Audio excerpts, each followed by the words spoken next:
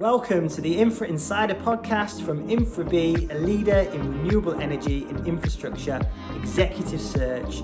Join us as we dive into insightful conversations with industry leaders, pioneers and visionaries shaping the future of infrastructure and renewable energy. Discover the latest trends and innovations and challenges driving the transition towards a greener and more resilient future. Please remember to like and subscribe.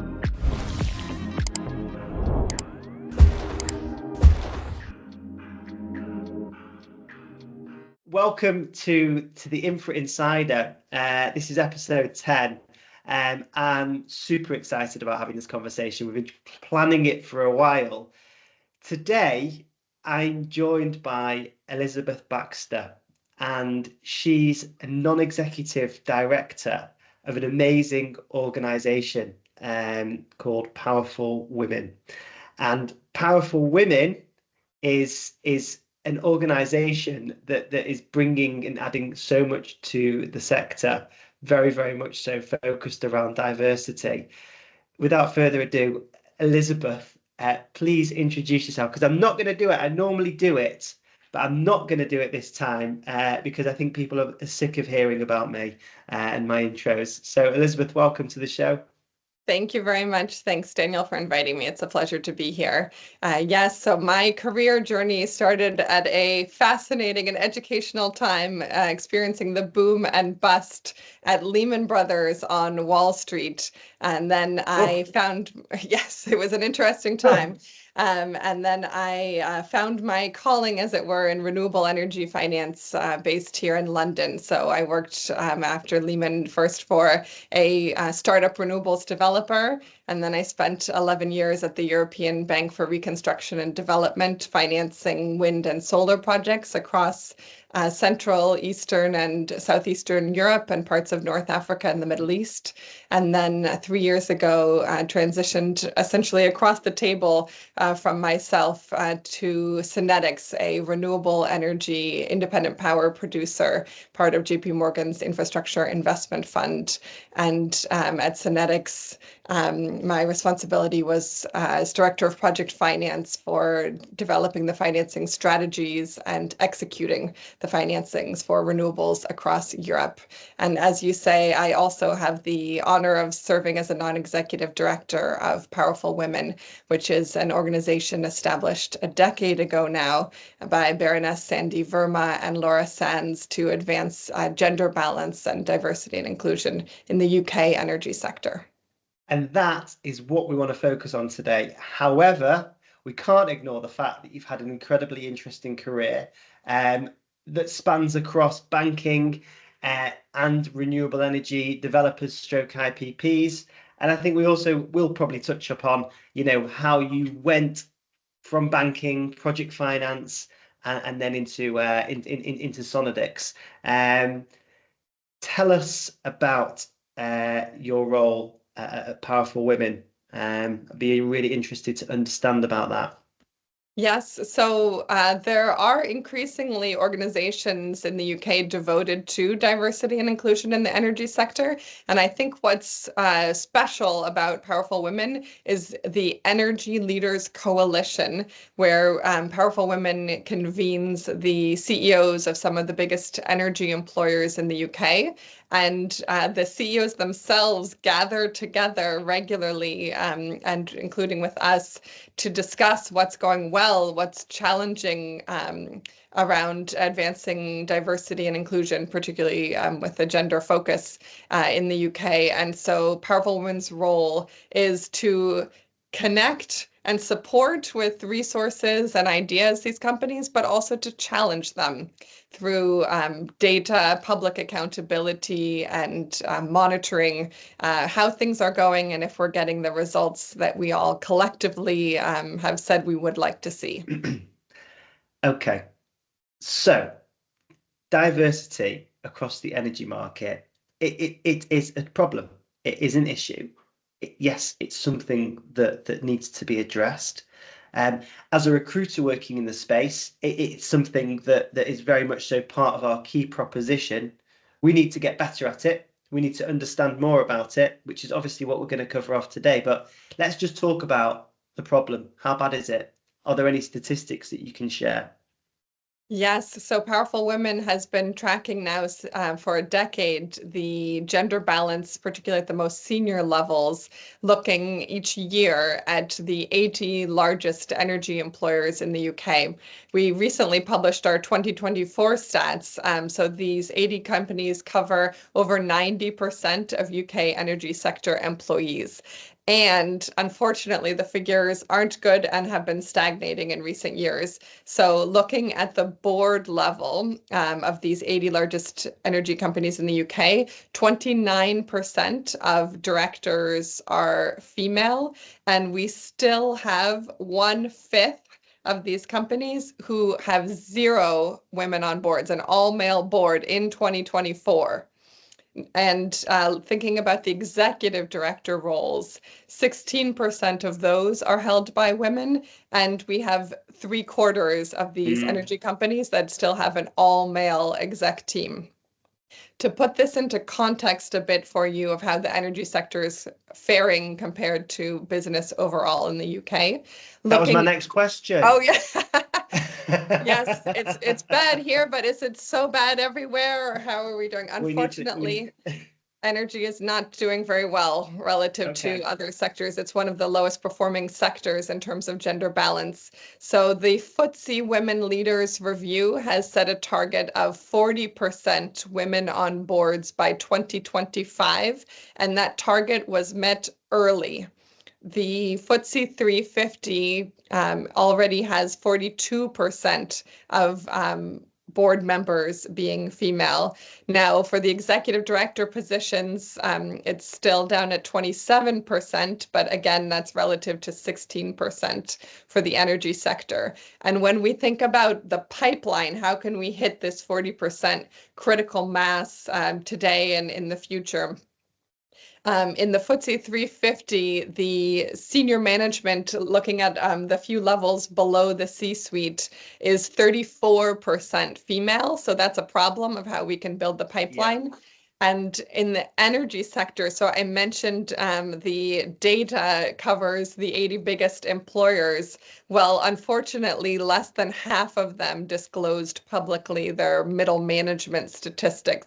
And I think we can assume that if you're willing to disclose, you're more likely to be a better performer. So these statistics may be optimistic, but middle management is only 32% female for the largest energy companies in the UK. So more progress to be made to reach the 40% target. Is this a bit of a disaster? Should we be more progressed across the sector now?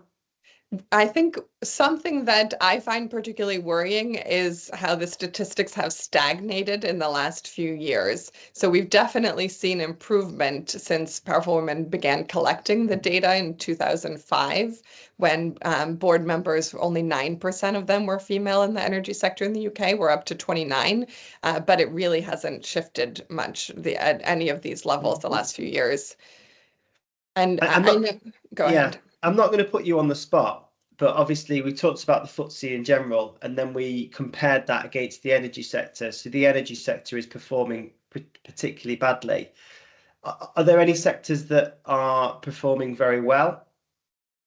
Retail tends to be one of the better performers. And yes, I would say energy, utilities, water, oil and gas, those are amongst the lowest performing sectors. And hopefully as we go on in this discussion, we can probably take some learnings for why those sectors are doing well. Because I suppose you have to take the data and that information and understand what they are doing well. Okay, what do you think is the most important step to accelerate the progress of DEI? Yes. So actually, I think it might be worth for some of our listeners us taking a moment to define those terms. Yes, please because do. Yeah, so when we're talking about diversity, we're talking really about the numbers of what is the representation of people from various backgrounds, identities, groups, etc. And when we're talking about inclusion, we're talking about the environment in which those people are operating. And so we need both in order to achieve the business benefits of having the diversity of perspectives and having that then translate into the business benefits of getting better decision making, more innovation. So the inclusive culture is about each person feeling respected, that their voice matters, feeling safe and empowered. And I think if we could leave one message, one takeaway for the people joining us today, I think it's the importance of an inclusive culture. Yeah, So, absolutely. And I think that's going to hold quite a strong theme as we continue to have this discussion. So, how do we do that? How do mhm. we create an inclusive culture? And is that the source of the problem here? So in terms of inclusive culture, I think we can aim for essentially a mindset shift. So taking the language we use when it comes about attracting talent and recruitment, we talk about poaching, hunting. We imagine a finite pool of quote unquote Mm, quote diverse talent that everybody needs to fight over. And instead, we should be thinking about cultivating talent. The pool is potentially, you know, infinite, if not, huge, of how people can add value to teams and organizations if we have a more open-minded view of what value each person can bring.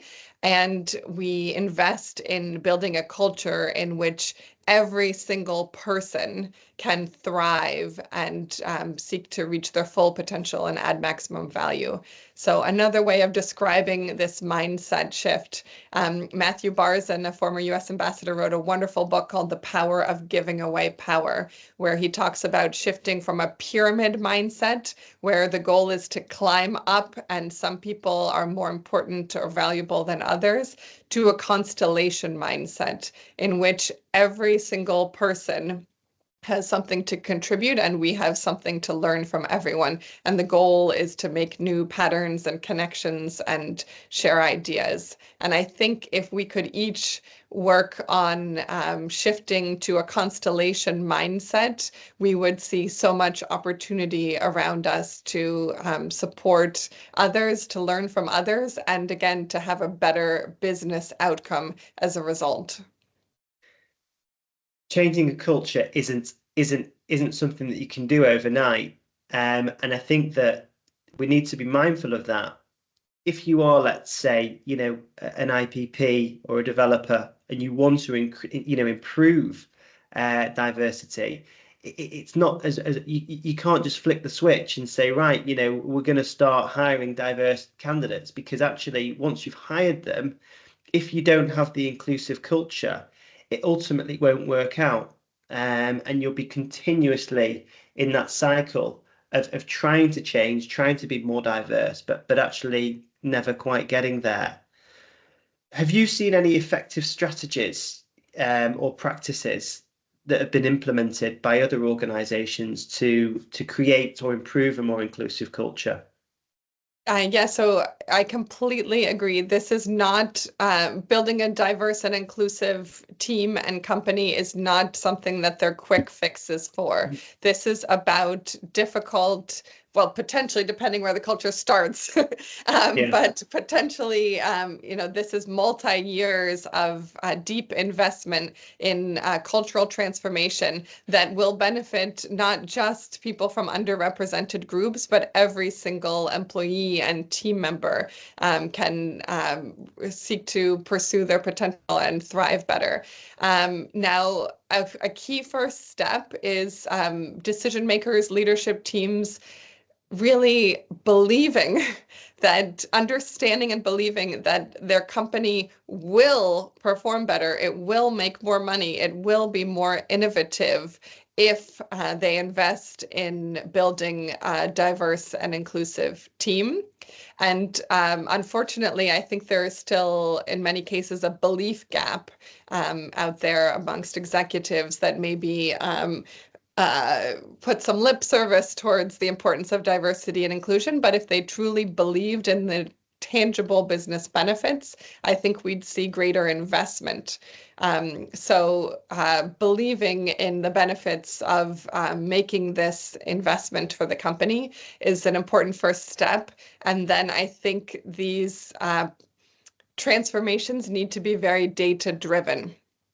You need to get a baseline of where are you today, where you need to set a target of what's our goal, what do we want to achieve, and then you need to monitor how you're performing. And of course, that baseline includes both the diversity side of what are our, what's the balance, what are the figures, and the inclusion side of how are our employees and team members feeling. And again, then setting an action plan with feedback. So very data driven, and there are themes in what tends to be the problem, but different companies might find that they need to focus in different areas. Maybe, as you say, it could be the recruitment of the people coming in that needs to shift, or maybe it's retention, or it could be advancement. So I think each company needs to look into their own situation and develop their own action plan. And a place that companies can start, there are many resources, of course, out there. But the Tide initiative by Energy UK has a health index. That's a simple questionnaire that can be a good starting point for teams and companies that want to get more serious about advancing diversity and inclusion. But in order to do that, this is obviously something that's coming from the leadership, isn't it? So we need to make sure that the right execs are in place, from the start. And again, that's not just a given with lots of organizations. So that's interesting in terms of collating the data. Are you talking about collating the data from your employees internally? Yes. So obviously there are categories of diversity that are more obvious than others. So it's a bit of a chicken and egg scenario where the more inclusive your culture is, the more likely your staff is to report to you voluntarily what affiliations they feel with different groups and categories. But yes, a data-driven approach with active monitoring and follow-up and adjustment of the plan is essential to really succeed in this area. It needs to be an open forum then, doesn't it? But then again, if your employees don't feel that they can talk openly, then you've probably got bigger problems than you actually realize. So it's an interesting thing about inclusive culture isn't just promoting diversity. It's actually, if an organization can put that in place, you're actually tackling diversity, but then actually creating a much happier workforce, which is going to create better retention, better profits, and altogether, better well-being. But there must be some short-term solutions here. This is a long-term play, okay? Changing a company's culture, changing a mindset. I wonder what we can do in the short term, and especially, for us, every time we're speaking to our clients at the moment, and rightfully so, the question is, how do we create and how do we employ a more diverse workforce? Is there anything that we can do in the short term? So this is, as you say, fundamentally about employee engagement, and all employees will benefit. So some initial starting points, I'd say, are to think about, are there role models of people in the organization from underrepresented groups, in particular in positions of influence, that can be really impactful to allow others to feel that they belong there, they have a voice, their perspective is valued, and for attracting talent. And also, there's so many studies about the importance of line management. So while we need the leaders to set the tone and pick the music to which everybody in the Yeah, organization should be dancing, then we have a whole leadership spine down organizations where individual line managers have a disproportionate impact on the employee experience. So we can encourage um, people with responsibility for supporting others to be open-minded and curious, maybe I'll tell a little story about yeah, we like a story. someone, I have had many conversations and personal experiences, unfortunately, Yeah, with the various challenges that underrepresented groups, such as women, can face on their career journeys. And one woman I spoke with was an oil and gas engineer whose line manager sat her down and said, well, the next step I took at that point in my career was, of course, going to spend 6 months in a oil rig offshore. And so you should go do that. And she didn't want to do that. yeah, She was particularly passionate about digitalization, and she had a variety of interests and ways that she could and wanted to contribute to the organization that just happened to be a little bit different from the journey that he had taken. And in the end, she felt like she couldn't get the support she needed to find her own path and pursue her personal interests in the organization. So I think many people, they often mean well in assuming, oh, you must be stressed about this, or you must have a goal of this, and therefore let me send you in this direction. And so I would encourage everyone to really be curious to get to know each person, what makes them tick, what they're passionate about, what their goals are, and then focus on helping that person with their journey, whatever that journey may be, even if it's different to yours and it might not even make sense to you, yeah, or you might disagree. yeah. Something that I wanted to touch upon is bias. Bias in the recruitment process. Something that we've been doing at Infra-Be over the last sort of 6 months in particular is running a blind process.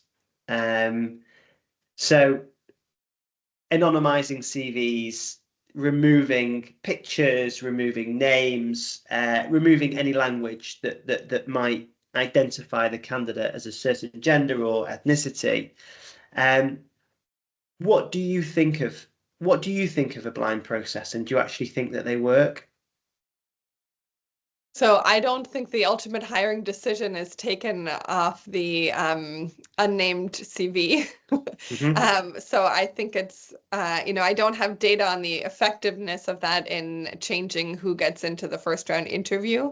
Um, but I think there are then later stages that aren't blind. Um, Exactly. so I think, every single one of us has unconscious biases. It's part of how the human Yeah. brain works.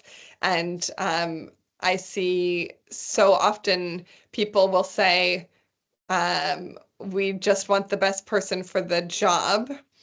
And I think we can then pause and think, how am I assessing who is the best person for the job?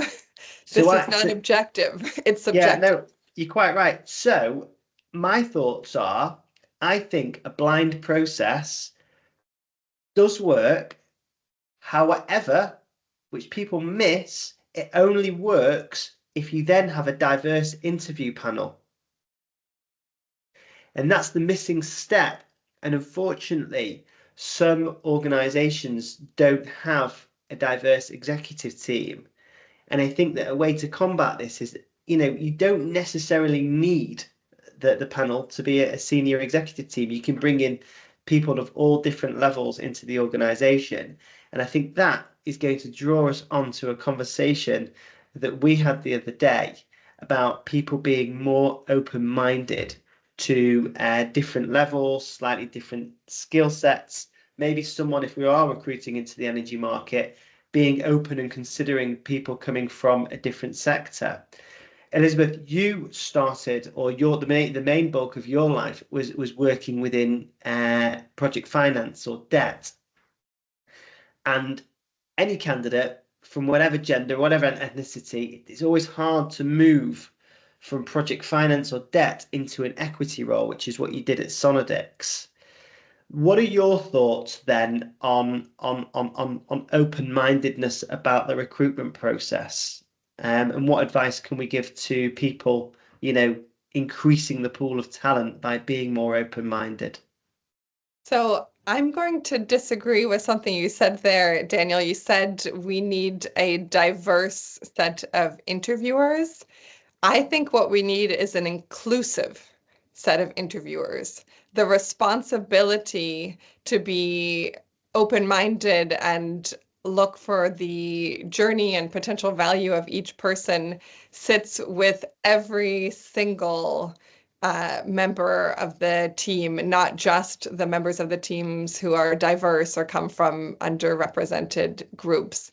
And so and in fact, perhaps even more so, people from majority groups, given one of the many biases we have is affinity bias, that if we meet someone from a similar background to us, maybe similar university, etc., we're much more likely to view them as more qualified for the role. And similarly, we often mistake confidence for competence. And so if someone comes in acting more confident, we might judge them to be more competent than someone else. And so I think it's on every single one of us to remember that we all have these biases and to think critically about our assessments that we're making of who is, quote unquote, the best person for the role.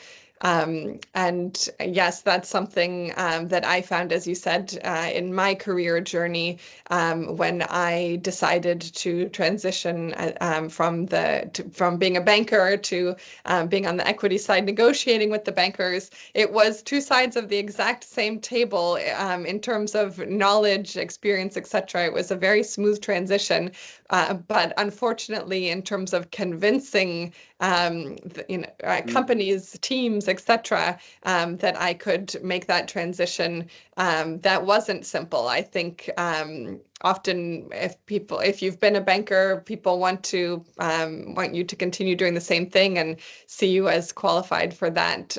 So yes, in my personal experience, it's worth us trying to be more curious and open and broader in our assessment of the value that different people can bring to our team. So, in a broad conclusion, how do we tackle diversity across the energy sector? And the simple answer, well, not the simple answer, but the answer is build an inclusive culture from the top down, but making sure that the leaders that we have in place are of a mindset and understanding, and that they are brought into creating, building, and promoting an inclusive culture.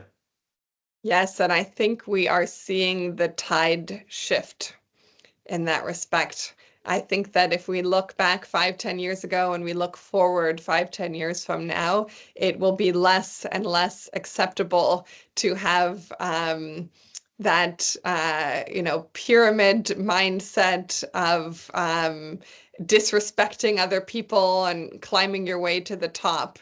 And increasingly, I think the direction of travel in our business world will be towards the necessity to treat all people with respect and try to engage all your employees again, so that you achieve the business benefit benefits. We know, so to share a few figures of the magnitude of this challenge that we face collectively, we will need to retrain 4 million workers in the UK by 2030 to achieve our net zero goals. And that's 1 in 8 of the nation's workforce. So the focus on attracting and developing and retaining talent is crucial to each company's survival and to our collective achievement of our decarbonization goals.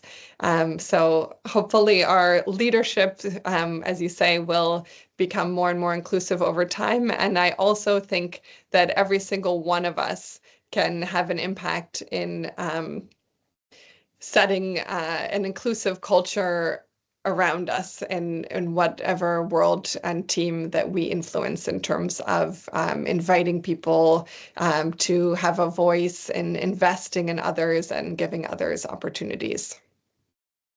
Okay, we've had a great discussion here. We've talked about the statistics, we've talked about what the problem is, we've talked about how we can change the problem. I'm going to put you on the spot a little bit here, but not too much. As a recruiter myself, and as the clients that I'm representing who are recruiting these mid to senior roles across the infrastructure, renewables, and energy space, what can we do? What actionable steps can I put in place, or can they put in place today to refine taking inclusive culture away, because we know that's a more of a long-term play, but what can we do in the short term just to kind of get, make a dent in this and improve our recruitment process? Yes, so within companies, each person can maybe delegate an opportunity to speak in a meeting, or take the time to explain and teach something, have a coffee with someone to get to know them personally, etc. And in the recruitment world, I think it's a similar set of behaviors in terms of being open and curious to each person's experience and what value they could bring to your organization. And more concretely, Daniel, if I may, am I your 10th podcast guest now? Yes. Yes. I know what you're going to say. You've caught me out. Go on, say it. I'm ashamed. And how has the diversity been of your first 10 invitees? I'm gonna hold my hands up, and again, you're quite right, and it's something that needs to be highlighted. You are our first female guest.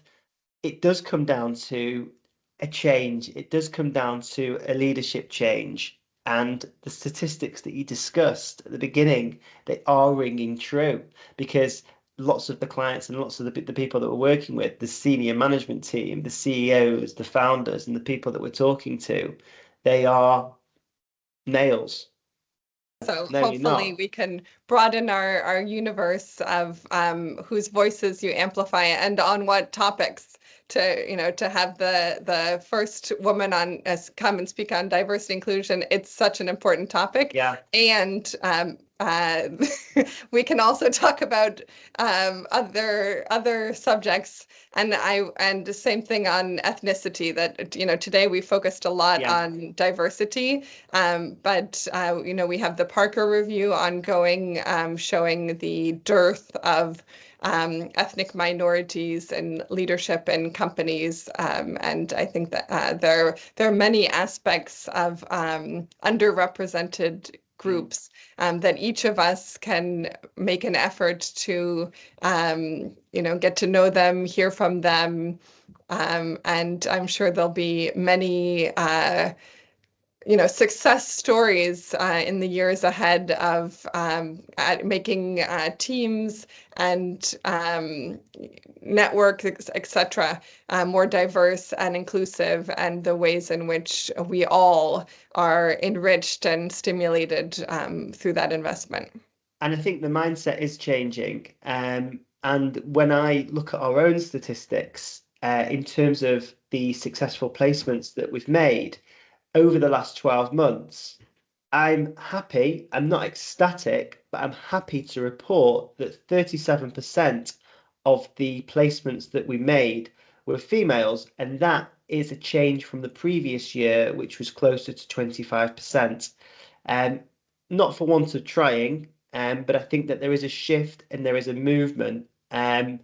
Let's see what our statistics look like next year. But you did bring up an interesting point. You are the first female guest on the show. And we talked about being open-minded and that open-mindedness to, okay, I've got a podcast and I need to just be interviewing the CEOs and the leaders of the organization. But in the same way, when I'm currently recruiting, I don't necessarily have to be, let's say I'm recruiting for a head of project finance or a head of an M&A. I don't need to be thinking, okay, I need a head of M&A. They need to be working at this particular organization. They need to have this track record. They need to have this deal flow.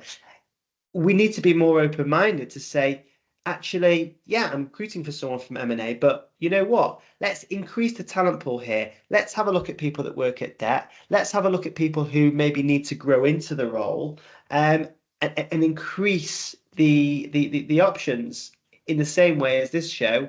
We don't need to, there's some incredible voices out there. And actually, probably the most incredible voices aren't the ones that are necessarily leading the organizations.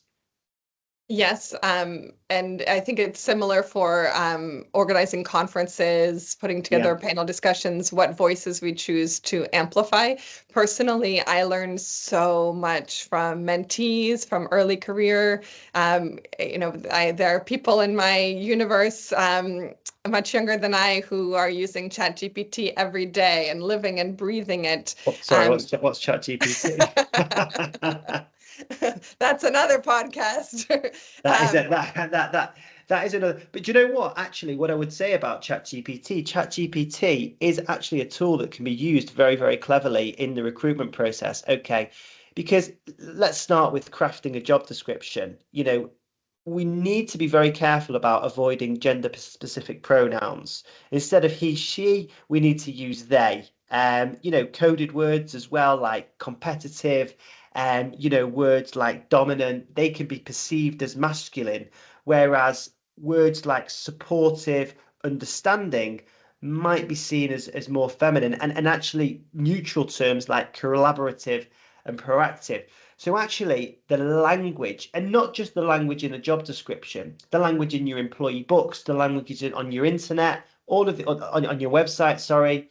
So the point is ChatGPT can actually be very, very clever. Feed your job description through ChatGPT and say to it, make this more gender diverse, gender neutral, and on the output, you end up with a better document that goes away from any biases that you might be putting into the description without realizing yourself. I think the companies that really unlock diversity and inclusion will have a competitive advantage, and that will include not just, as we've discussed, openness to who is doing a job, but also to how they're doing it. So there's the whole flexibility point that we haven't even touched upon today, that there are many people, male and female, with caring and other responsibilities or commuting or whatever it is, I think it will be increasingly important that employers, in order to build the most effective team, are more open to how people do a job sharing, part-time, flexibility, remote, etc. And we had a bit of that flexibility come through post-COVID with the hybrid working, but Mhm. I do fear and feel that people have kind of, gone back to the old. And actually maybe people were being forced into creating more of an inclusive culture without realizing it, due to the times. And some people have stayed there, but some people have reverted back. Yes, I don't have data on that, but I think our working lives have fundamentally shifted forever as a result of COVID. I think, as you say, some teams are emphasizing in person more, but I think that the companies, again, that want to attract and retain top talent and allow each employee to thrive need to have a more open approach to what each member of the team needs. So here we're thinking about the equity component of DEI. The E in DEI is about making sure that each person has what they need based on their personal backgrounds and opportunities, etc. That if you've got a child with cancer, with who's home ill, then maybe you need a period of time where you're having less face time in the office, and having a more human, open approach to how they can add value to the organization and sort of optimize their the other aspects of their lives at the same time. There's so much to talk about. We could talk on for hours and hours. For me, huge takeaway, and a huge takeaway from our pre-conversation is build an inclusive culture, and make sure that your leadership is open-minded and understands it. But you know what? A step you can probably take now is create a questionnaire. There's organizations out there that will help you do this. Create your questionnaire and understand how bad is your problem. How far away are you from an inclusive culture? Because what I love is what you said, and what impacted me following the call the other day is inclusive culture is great at improving diversity, but it's just great in terms of improving your overall organization, the well-being, which creates better attention, which creates a more productive, a more effective, and a bought-in team, which ultimately will lead to the key thing that we all want from business, and that is to make an impact and to be successful. But you know what? If we're going to be impactful and we're going to be successful, let's do it with a smile on our face. Absolutely. Thank you so much, Daniel. Thank you so much for joining us. I've loved the conversation, and I look forward to picking this up again. What I would say to anyone listening in today, Elizabeth can be contacted on LinkedIn, and I know that she'd love to be able to put you in touch with the right people, to help you make the necessary changes needed. Absolutely, yes. I'm keen to support everyone's journey in any way I can, and I'm really pleased that we in the sector are all working together to make the sector more diverse and inclusive and pursue our net zero goals together. Thank you so much for your time today. I love the message, and really appreciate your time. Thank you. Bye. Bye.